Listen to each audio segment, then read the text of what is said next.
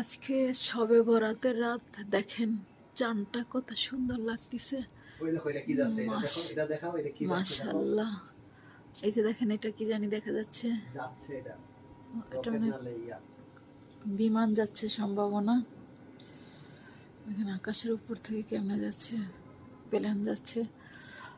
আজকে শবে বরাতের রাত, রাত বাজে কটা, 2:13 বাজে।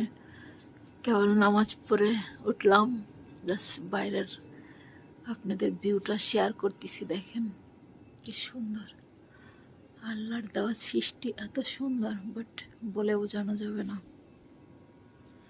আল্লাহ মহান,